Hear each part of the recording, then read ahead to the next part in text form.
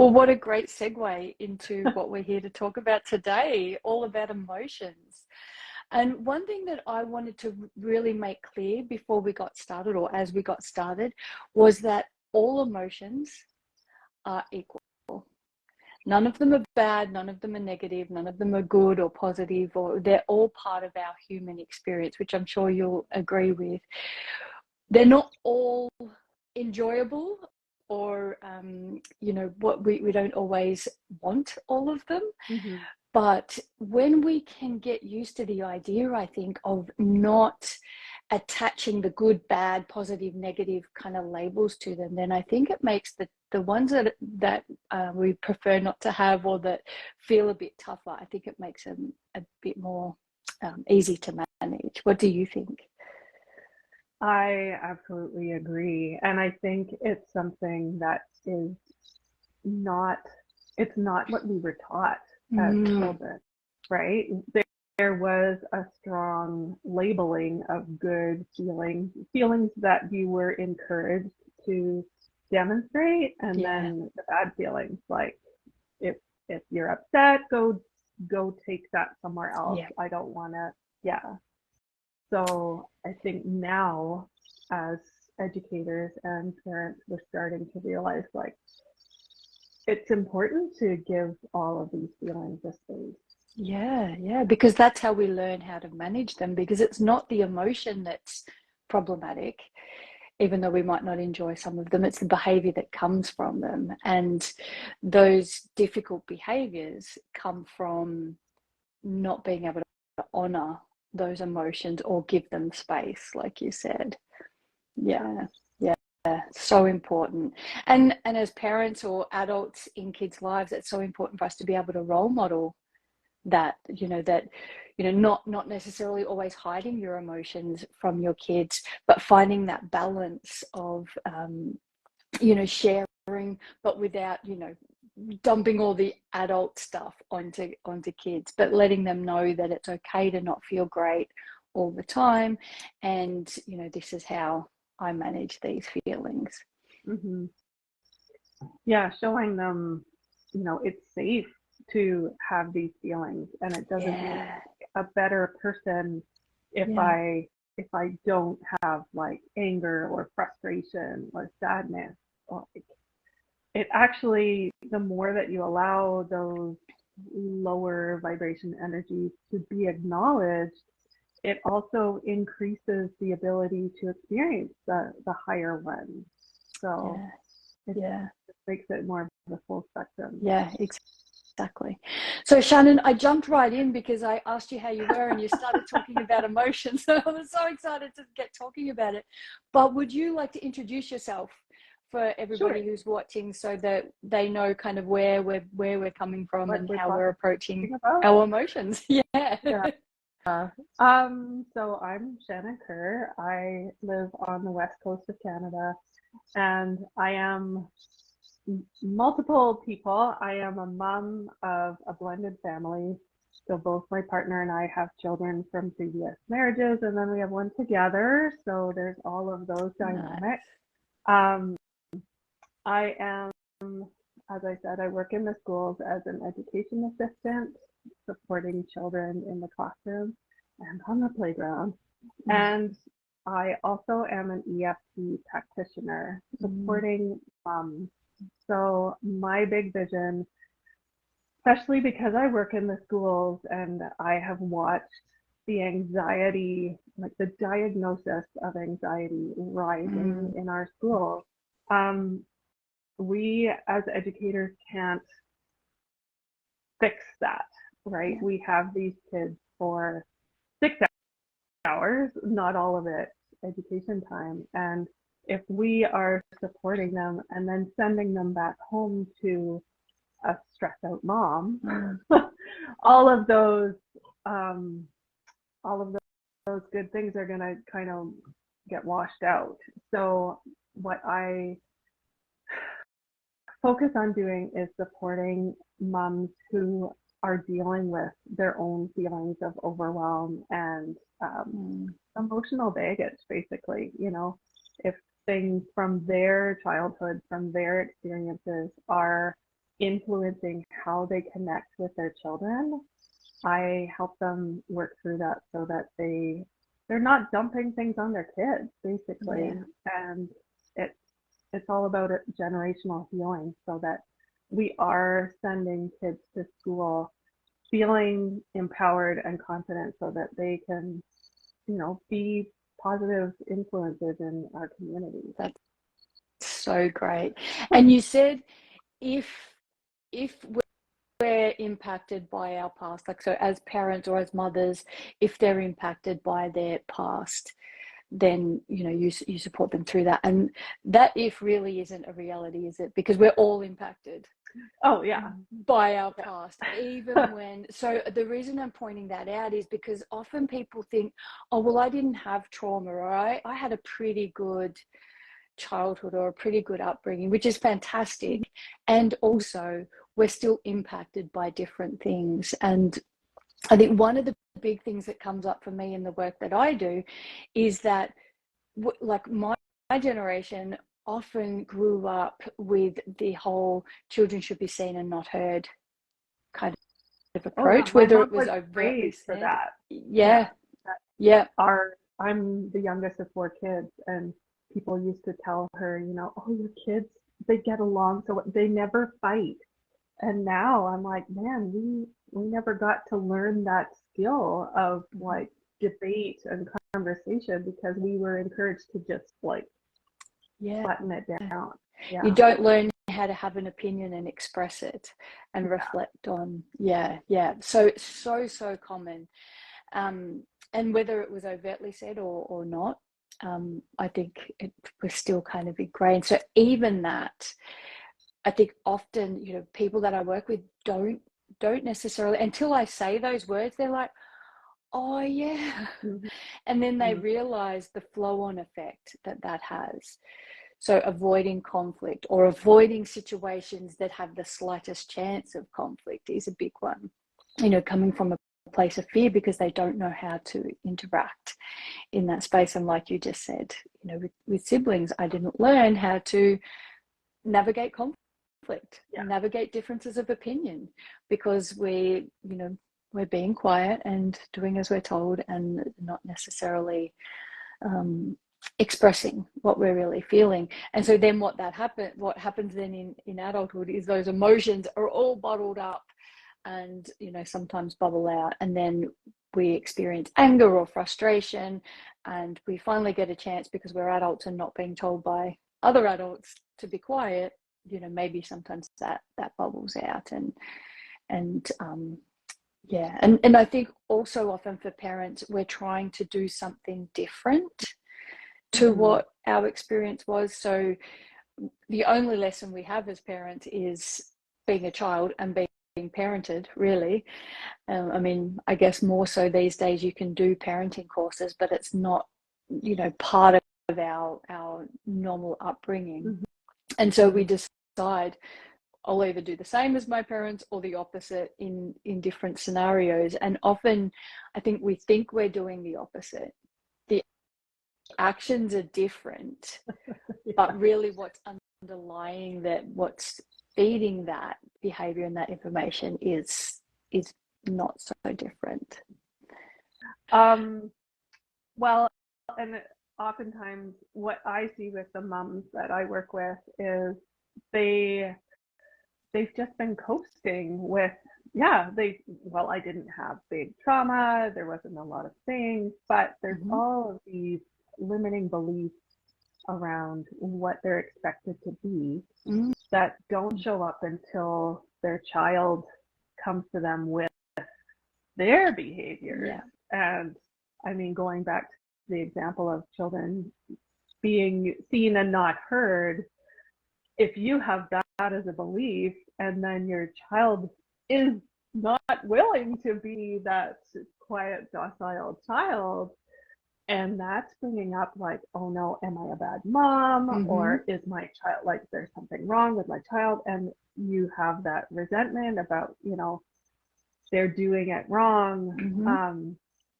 That messaging that a lot of, especially people who were assigned female at birth, born as a woman, you were told that being quiet Mm-hmm. and nice and Polite. good, polite, Mm-hmm. the people pleasing aspects, those are all like how to maintain connection and receive love. So I'm Yeah. only a good person if I'm doing these things. And then all of a sudden you have a hellraiser child and you're like, I want to love this kid, but they're not doing the things that I believe Yeah. earn them love. And there's all these messages that we need to kind of work through and realize that Absolutely. our inner child deserves to um, be freed from these stories, basically. Yeah. Yeah. Exactly. And that's a perfect way of putting it. Healing our own inner child, giving them the space to be seen and heard and able to speak up and able to express what they're feeling in a safe, nurtured space. I do a lot of inner child work with people as well, where we're just creating space for that child to be seen and heard safely, and it's just incredible to watch the transformation, as you would experience, I'm sure, as well.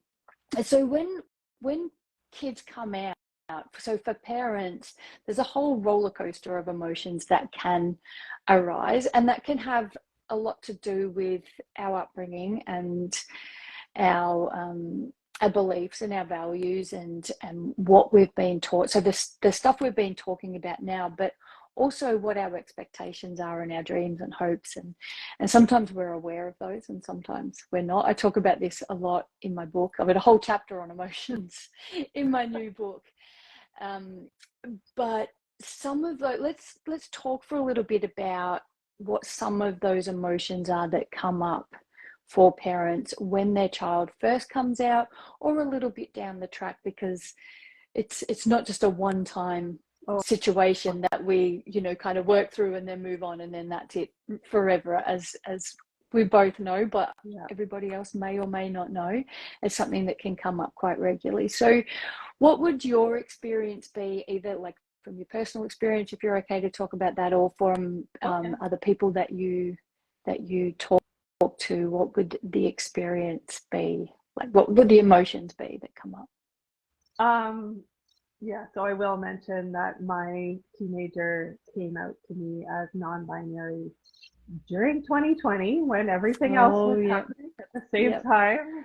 They figured this was a good opportunity while we were home to start practicing with they, them pronouns, and because we were home, to just be in that safe space of the family bubble. And so it was interesting because it gave me the opportunity as well to be like, okay, so this is my new reality with my child. And I didn't have to jump right into like, what are we doing in the school system? What are we doing with the extended family? I that got was very to do thoughtful of it. It was so great, yeah. While the world was melting around me at the same time. But it the first, like, I don't know if there's a rule, obviously not, of the reactions, but for me, there's fear, of doing the wrong thing, saying the wrong thing, and fear that my teen was now going to be open to bullying or negative experiences, like how this was all going to look. And that desire to make everything safe for them and make everything easy for them, which I think it's a desire that parents always have, right? We don't want our children to be sad or hurt or upset, but in reality, I hate to say it, but we should want our children to learn how to go through those experiences so that they get the chance to learn and grow. We can't pave the way for them forever, right? Yeah. So learning to have that trust in them and connection, that's where I really worked on things with myself so that I wasn't um, showing that fear to my teenager at the same time as they had a lot happening, and they needed me to be safe and solid for them instead of Yeah, bringing which up is my a own stuff. yeah, which is a really good point to make, and that's again that's what I talk about a lot in my book. It's finding that balance of being open and honest about how you're feeling, and also not burdening your child with your fears or with your struggles, or any of the things that are coming up for you, so you can be honest in the sense of, like, this is new for me, and I'm going to need a bit of time to work through things and process this new information, but I'm here for you, etc., etc. Which, I mean, that's not what today's podcast is about, but that's a really tricky balance, isn't it, when you've got such strong emotions yourself that you're trying to manage to not burden your child, but also be there present with them, and not pretending, so to speak. So you're trying to work through these things on one side and be there for your child, knowing that they've got their own stuff to go through as well. And what I really focused on was making sure that it wasn't my teenager's job to educate me or to like ease my fears. That's they are the child, and it's my job to find support and other adults to talk about that with. So that's so beautifully put. It's not their job. And I'm really grateful that up here in Squamish, it is a small town, but we do have a pretty good network of parent allies, so that I could, go to them and talk to them about, this is what I'm feeling and this is what I'm worried about, and how do we work through all this. But I'm not bringing my kid into that mess. And that's a beautiful part about connecting with other parents, like getting support from a professional, if that's what you need, is really important as well. And also connecting with peers, so that you can have that validation from someone who's had that same or similar experience. That you're not the only person that's feeling these ways, that's worrying about these things. And also, if they're a little bit ahead of you on the journey, then they can have some tips to help. So I really want, so there's a bunch of emotions that parents go through, and that ranges from guilt and embarrassment, sadness, grief, the worry and fear, like you mentioned, anger sometimes, and disappointment, frustration. All of those things can lead to a lot of overwhelm. So I'd really love to circle back to that word that you said, or that initialism you said, EFT, before, because I think we need those supports, and we need them from other people, and we also need to be able to find a place within ourselves to be able to regulate our own emotions and process and work through things as well, so that we can show up as our best possible form of ourselves for our child or family, and anyone else in our lives. And I talk about this a lot in the book, like we really need to create that space for ourselves to work through our own stuff. And that is partly, working through it, talking about it, doing some body work, potentially, a whole bunch of different processes can help different people in different ways. But EFT is also a really powerful approach. And for those people who don't know what EFT is, would you like to give us a quick summary of what it is, and then talk us through maybe an exercise? I'm not sure what the right way to put it is, but around. Should we we have a go so that people can actually experience what it feels like? Yeah. This whole thing came as well during 2020. I found tapping really at just the time that I needed it. So EFT stands for Emotional Freedom Technique. Yeah. And actually techniques, there's an S in apostrophe or in brackets after that. But can be called EFT or tapping. And it is this technique that was developed back in the 70s, using the acupressure or acupuncture points of the upper body. When I'm blanking on his name right now, but this man figured out we can that put it in the blurb tapping on these points helps like soothe the nervous system, similar to what acupuncture does. And what was developed was a combination of that somatic practice of tapping. So somatic being like connecting with the body, as well as cognitive, like connecting with your mind by voicing your thoughts and your feelings out loud. And so it really helps for all of us with that busy mind and those negative thoughts running through our heads, because our brains want to be busy. Like that's their job. And if we don't develop that awareness, you'll have these negative thought patterns running through your head, multiple, like over and over and over again. And a lot of them are on repeat, like I'm so stressed, I'm so worried, just thinking about what I should be doing or what I did wrong before.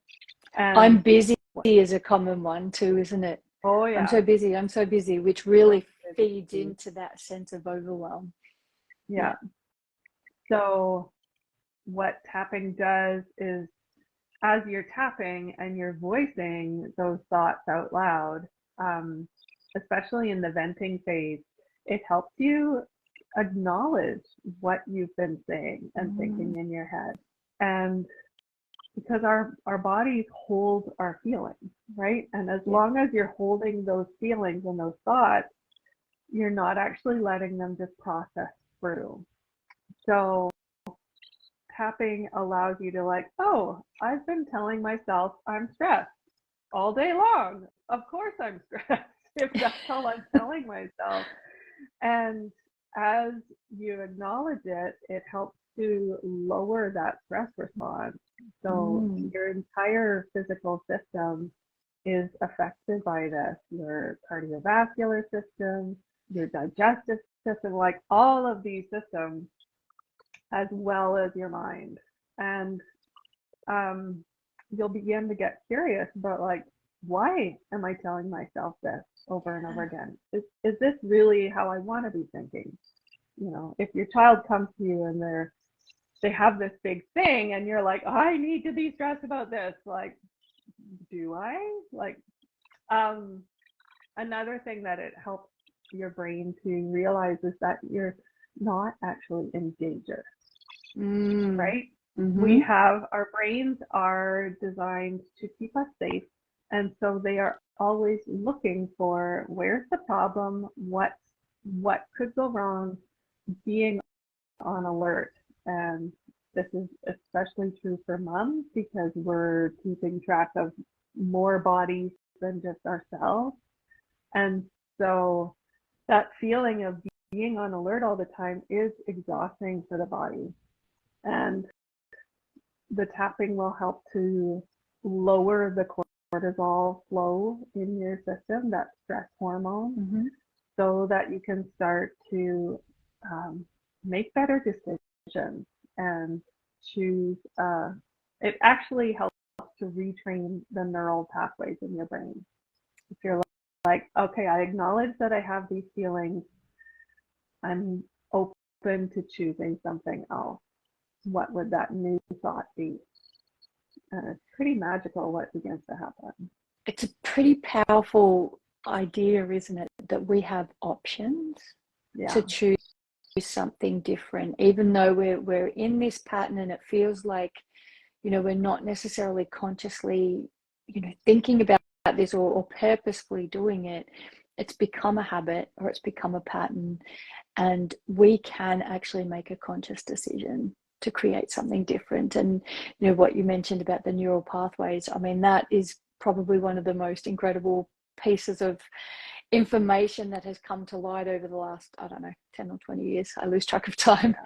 But understanding now that we can actually do it. Our brain is not set in stone. We can create these new neural pathways through practice, the same as the other ones were created.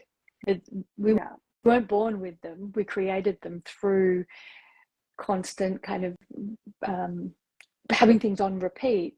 I'm stressed, I'm busy, I'm stressed, I'm busy, I'm stressed, I'm busy all of the time. And then if we spend a little bit of time just creating a little bit of a shift in there, it's amazing. And EFT or tapping really helps with that, helps kind of boost it. Yeah. Oh, absolutely. So like working with moms who have grown up with that belief that they're not allowed to ask for what they want, they need to take care of everybody else's needs first. The tapping can help to lower that anxiety around, like, I'm getting ready to ask for what I want and to say no to something. And also like noticing their reactivity, in the case of their child. When my child comes to me with these big issues, I'm choosing to stay calm instead of reacting, because I want to be the safe, connected mom that I want to be. Yeah. And can I just add to that in the sense of, like, I'm choosing to be calm, and in the interim, because I mean, it sounds really simple, because it is, it's not necessarily easy when we first start practicing that. But a step before that, I'm choosing to be calm, can be, I'm going to choose to take a deep breath in this moment. Yeah. I recognize that I have these feelings. Yeah. I'm giving them space, and then I'm ready to let them move on. Yeah.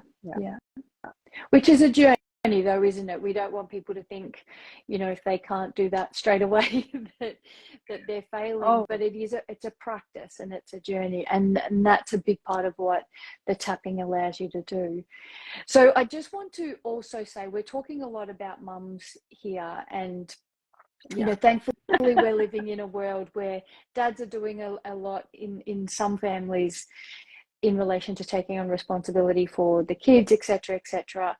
Tapping works for dads or males, females, non-binary folk, all exactly the same, right? It's just that you've chosen for your business that's an area you focus on, because that's where you connect, and you've got your own reasons for that.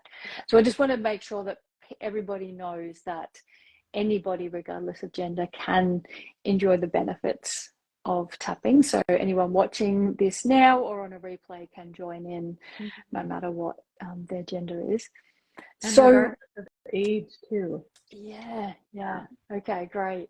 Yeah. Little ones learn how to do it. I was just going to say, so do you I don't know whether you'd be allowed to do it in the school setting, but are you, like, you offer tapping for kids as well? I haven't been, because I'm, when I'm in school, I have my assistant hat on, and there's you've only so many hours in a day. I was going to say, you've only got so many hours in a day, right? But I tap with my children, and I have worked with a few clients as well with their children. So so parents can learn this and share it with their kids. And it's one of those things that I know parents are like worried, like, oh, I'm going to say the wrong thing or do the wrong thing, but it's, as long as your intention is to support your child, you can't break them by like missing a point or Yeah. yeah. And the amazing thing is, and I've seen this with my younger one, she's just turned 8, but I started tapping with her like in 2020. Um, they don't necessarily even have to do it themselves. If they're watching you and listening to you, you know, I'm safe, I'm giving space for my feelings. We have mirror neurons in our brains that will still get the benefit. And so there's times that my kid has been, you know, a little too upset to say the stuff back, but she'll watch me and you can see her, like, her breathing slows down, her changes, and we've had, you know, we've gone from like full, I'm so angry I can't even, you know, function, to, oh, that's why I'm mad. Okay, I get it now.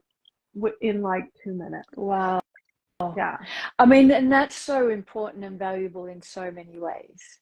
Yeah. It's you're role modeling how you're managing your emotions, because I know, like, when our kids get upset or angry, our emotions rise. Whether we can contain them or not is another thing, but they do rise. We feel it.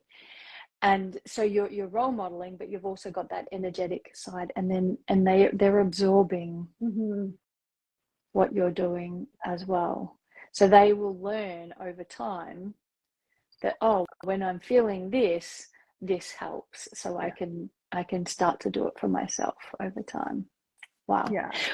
Can we do a little bit? Sure. Yeah. I'm excited. I love tapping. What are you feeling right now? Like, what do you want to kind of work through? Oh, well, I'm feeling excited, so I'm not probably I'm excited about doing the tapping. Right. I don't know what's the best way to, like, yeah, I don't know. So you could bring up a memory even around something that maybe has brought you some frustration, or any big feelings that you want to give some space to. I could actually do the feeling of busyness, and there's a lot to do as far as getting my book out to the world, so that everybody who can benefit from it, right, can have access and know that it exists. So would that be something that we could do that on? Oh, sure. Beautiful. So I'll just take a couple notes before we do it. So let's just, so that other people that are watching, should we keep it just as like, that's the reason I'm doing it, but maybe keep it as like overwhelm and busyness in life? Oh yeah, that is a very common. Yeah. I have so much to do. Yeah, that's what I was thinking. Yeah. So that other people, if they're watching, they can join as well, not just watch me do it. So when you think about this to-do list of like all the stuff that you need to get done in order to accomplish your goals, how does that feel? Yeah, it feels exciting and overwhelming, which are the same kind of feeling in the body, as you would know. Yeah. It feels like I feel worried that I can't get it all done, and then that trickles down to, you know, the purpose that I wrote the book was for it to reach the people that I can't reach individually, so that you know, people can benefit from it. Their lives can feel easier and more calm and more connected with their kids, etc., etc. So my worry is that it won't get to the people that will benefit from it most.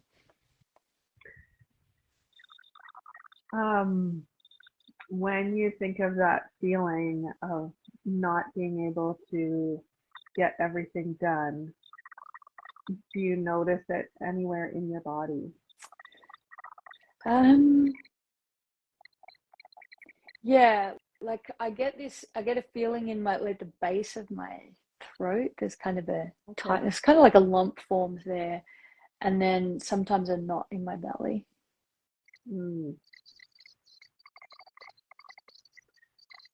The shoulders get So, tense. oh yeah, all of that. Um, so when we start tapping, what I like to do is ask you to also notice the intensity of that feeling when you're really allowing yourself to feel it, like all the tasks piling up. On a scale of 1 to 10, how strong is that feeling? Right now, you're Yeah, talking when you about, let or yourself in general? into it. It's probably, well, it's probably about a 6 or a 7 now, because I'm focusing on having this conversation with you. But when I'm on my own, it can get up to an 8 or a 9. You know, when I can see that list just keeps growing and not Right. getting smaller. When yeah, and it never does, No, really. that's right. Yeah. All right.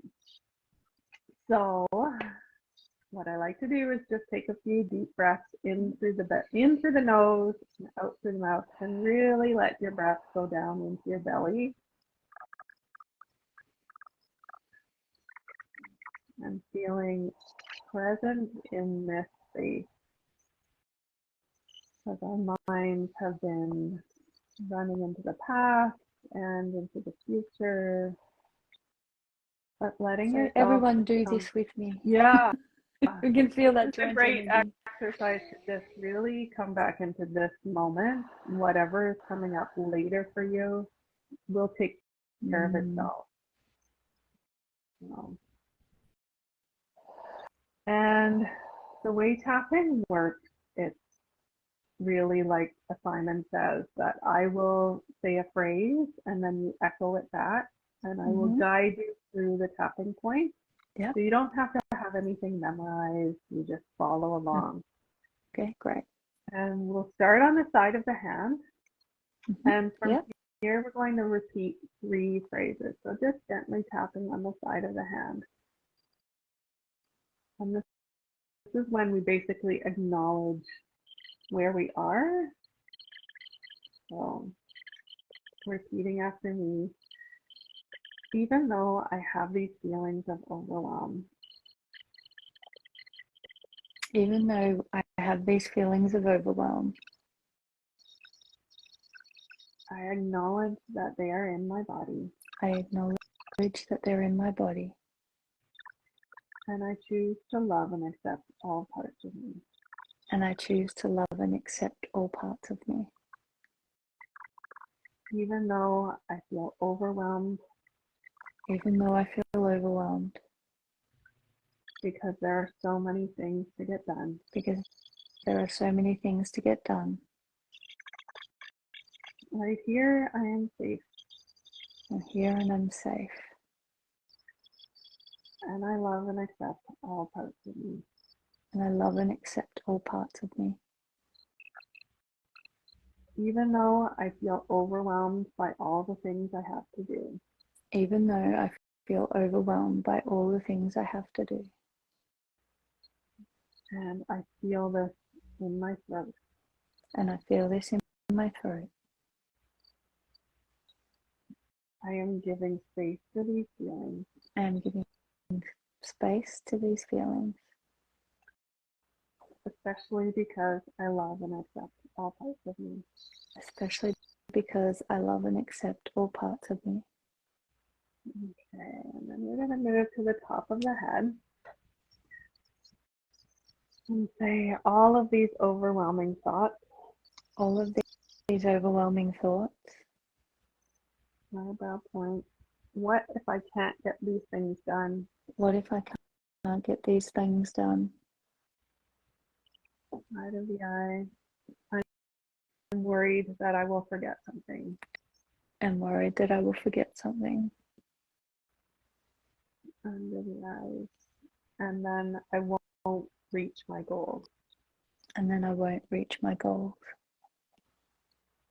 Under the nose. All of this overwhelm in my body. All of this overwhelm in my body. Under the mouth. Sorry, I couldn't hear that bit. Oh, sorry. Under the mouth. Oh. I give my feelings permission to be heard. I give my feelings permission to be heard. Collarbone tight. I wonder how it would feel. I wonder how it would feel. Under the arms, so like basically 4 inches down from your armpit. Mm-hmm. How would it feel to give my mind some rest? How would it feel to give my mind some rest? Rest together. I'm open to the possibility. I'm open to the possibility. Top of the head. Maybe it's time to bring some peace. Maybe it's time to bring some peace. At that point. And recognize my to-do list will never be done. Recognize my to-do list will never be done. Side of the eye. So maybe I can just go step by step. So maybe I can just go step by step. Under the eye. And enjoy the experience. And enjoy the experience. Under the nose. Especially because it's exciting. Especially because it's exciting. Under the mouth. I deserve to enjoy the experience. I deserve to enjoy the experience. Okay, so we'll stop there. That's amazing. Yeah. As soon as we So started, I could feel myself kind of calm. But then, hearing those things back, it was like, oh, yeah. I can just enjoy the experience because it is exciting. Yeah. And my to-do list is a acknowledging guide. It's not a punishment or it's just a guide of, the things that are important to do next. Oh, thank you. Yeah. That's I'm glad it helped. amazing. Yeah. Wow. I would love to hear for anyone else who joined in and did that as well. What they were trying to reduce the overwhelm for and how they felt through that process. So anyone who's watching this now or later and takes part in this, pop some thoughts and feelings into the comments and let us know how it felt. I'm sure Shannon would love to hear, and I certainly would love to hear. Absolutely. Yeah. The fun thing is with tapping is your subconscious will respond at the same time, right? So as you're tapping, there may be that little voice that's like, no, you don't get to relax. No, you have, and that's that inner critic that holding those beliefs of like, you're not allowed to relax until you get everything done. Which, like I say, we never get everything done. I worked till 8 o'clock last night for that exact reason. So learning to acknowledge that I call it the protector part, because it is trying to help you by keeping you safe in the way that it learns. Absolutely. But like, okay, we're doing things differently now. We're choosing to honor our needs and ask for what we want. So that's brilliant. Yeah. There may be times when you're tapping that you notice like a physical release. There may be like a tingling down your spine.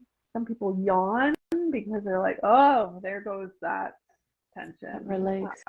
Yeah. I felt my shoulders relax. Yeah. I was just like, oh, yeah, okay, I can sit back in the chair and let my shoulders relax.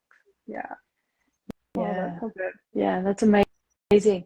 So, Shannon, where can people find you if they're wanting to do a bit more on tapping? Because obviously, like you said, you've got that really strong subconscious inner critic or protective mechanism that is sometimes a little bit overzealous. And even though it's trying to protect you, it's sometimes leading you up the garden path, so to speak. So it's important to repeat this. It's not a one-off experience, is it? So yeah, it brings release in the moment, yeah, but it does take a bit of practice. But the great thing is that you can learn how to do it for yourself. You don't yeah, have to continually go with a practitioner. great. So that's a big part of my mission as well, is to teach. I do primarily work with moms, but I'm happy to support anyone who needs it. Yeah. But teaching people how to use this tool for themselves, so they're not like, oh, I'm stressed, I need to go see a therapist or a practitioner. Yeah. And so, Yeah. okay, sorry, my dad just popped in. Yeah. But yeah, you can reach out to me here on Instagram, or my website is www.shannonkerr.ca. Great. And yeah, just shoot me a message. And I do offer one-on-one through Zoom. So I have clients in like England and Australia. It's pretty amazing. But So all over the world. yeah, Same as me. That's so great, isn't it? That's one thing that the pandemic really brought out, was Absolutely. like, oh, we can work wherever. Everyone so knows what Zoom is now. yeah. So So once I put the recording of this up, Shannon, would you be able to jump in the comments and pop your website? And, I mean, obviously absolutely. your Instagram will be there, And then people can find you easily. I will mention that I have a free like taste test for moms. I call it the Honest Mom Script.